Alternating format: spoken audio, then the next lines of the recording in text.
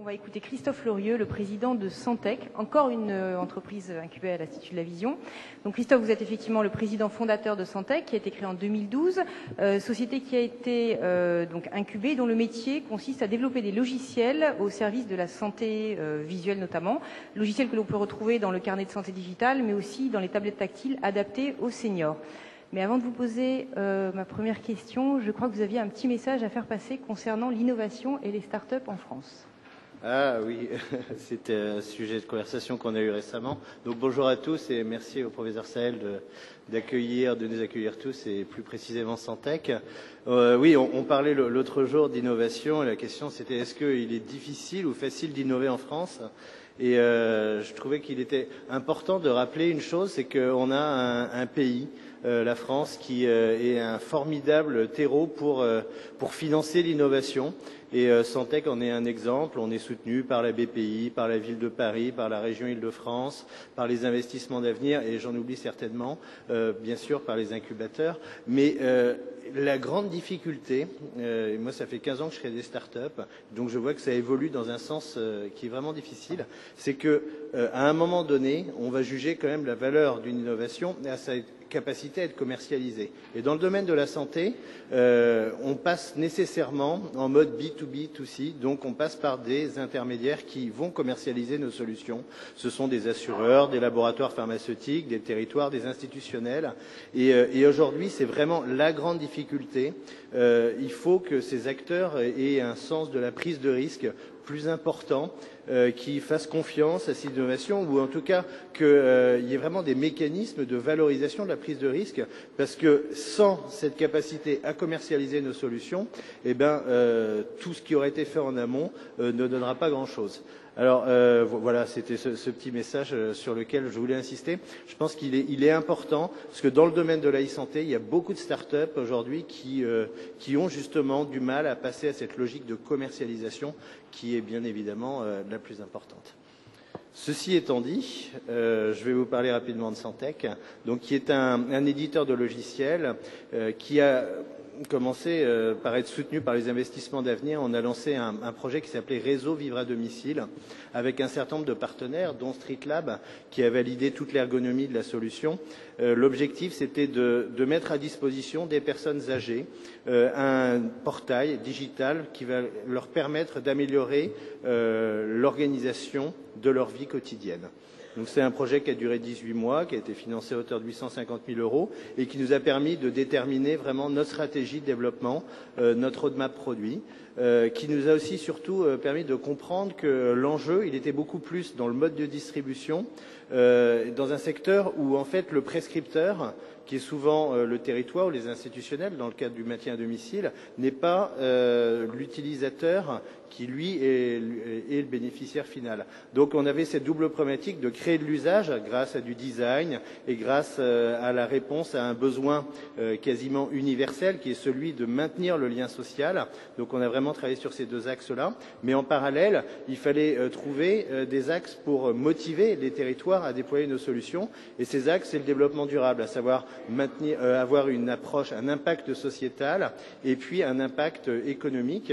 Quand on voit le maintien à domicile d'une personne âgée ou d'une personne dépendante, eh ben, quand on l'envisage, c'est pour un territoire la possibilité de maintenir autour de cette personne tout un tissu associatif, mais également de prestataires qui vont contribuer au maintien à domicile de cette personne, mais également au dynamisme économique du territoire. Alors, notre métier, je le disais, c'est celui d'un éditeur de logiciels. Vous avez là un petit plan de métro qui résume assez synthétiquement ce que l'on fait. En fait, on a déterminé qu'il y a plein d'outils qui permettent de contribuer à une meilleure gestion de la santé et de l'autonomie des personnes. Ces outils on les retrouve dans le cadre de tout ce qui contribue à l'amélioration de la vie sociale, celle de la vie quotidienne, la gestion de la santé, la gestion du savoir et celle des loisirs. Et ce que fait Santec, c'est qu'on est un outil qui va permettre d'intégrer toutes les solutions qui existent au sein d'un portail d'accès unique, et on le fait dans la perspective de mieux prévenir notamment les effets du vieillissement, mais également ceux des maladies chroniques, et dans l'éventualité où on a contracté une maladie chronique, où on est rentré en dépendance, de mieux accompagner. Donc on a aujourd'hui développé, grâce à notre solution, un certain nombre de produits dont je vais vous décrire assez brièvement. Donc par exemple, Mieux vaut prévenir, c'est une liste santé intelligente qui va permettre, et ça a été testé avec SFR, d'inciter les personnes à mieux gérer leur santé au quotidien dans une optique de prévention, d'aider les personnes à prendre conscience et d'organiser leur santé au quotidien. Derrière, des assureurs, notamment, on est en train de contractualiser avec une mutuelle grâce à ce produit-là. Derrière, les assureurs vont pousser des réseaux de soins, vont mettre en place des bouquets de services adaptés à certaines catégories de population. Par exemple, un jeune de 25-30 ans, on va l'inciter à aller faire sa visite médicale auprès d'un dentiste, une personne un peu plus âgée, faire un test sur la tension, les risques de diabète et ainsi de suite. Donc, en fait, on crée de l'usage et derrière, on pousse du service. C'est exactement ce qu'on fait dans le cadre de cette application Vivre chez moi, qui a pour vocation, en fait, de créer un lien entre une personne âgée, une personne vieillissante et l'ensemble de ceux qui peuvent contribuer à l'amélioration de sa vie quotidienne. Donc là encore, je pourrais vous en faire une démonstration. Vous avez des outils de gestion de la vie quotidienne, de gestion du lien social, également autour de l'amélioration du savoir, des conséquences du vieillissement. Et puis derrière, il y a tout un ensemble de services qui peuvent être poussés par des prestataires, des associations, des territoires, des organismes comme l'assurance vieillesse ou la CNAM. Un autre dispositif que l'on teste à partir du mois d'avril avec la ville de Paris dans des EHPAD, c'est un dispositif d'aide aux aidants. Donc là encore, toute la difficulté, c'est d'inciter les personnes âgées dépendantes à utiliser le dispositif.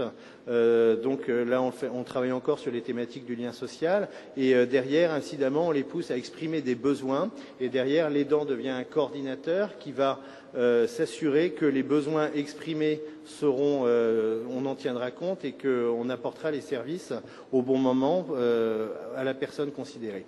Donc ces solutions Aidez-moi, Vivre chez moi ont toutes été conçues avec Street Lab, donc en mode Living Lab, c'est-à-dire que dès les phases les plus amont de la conception de l'outil, on a tenu compte du besoin des utilisateurs, tant concernant les parcours utilisateurs que concernant le design et l'ergonomie. Et c'est quelque chose qui est extrêmement important de tenir compte de ça en amont, puisque créer de l'usage, c'est quand même la nécessité première de tous ces dispositifs de e-santé. Sans l'implication de l'utilisateur final, il n'y a pas d'usage. Sans usage, il n'y a pas de service. Et sans service, ça ne sert à rien. Tout simplement. Alors ça, malheureusement, je n'ai pas pu vous mettre le design. J'entendais tout à l'heure dire que l'entreprise devient un territoire de santé.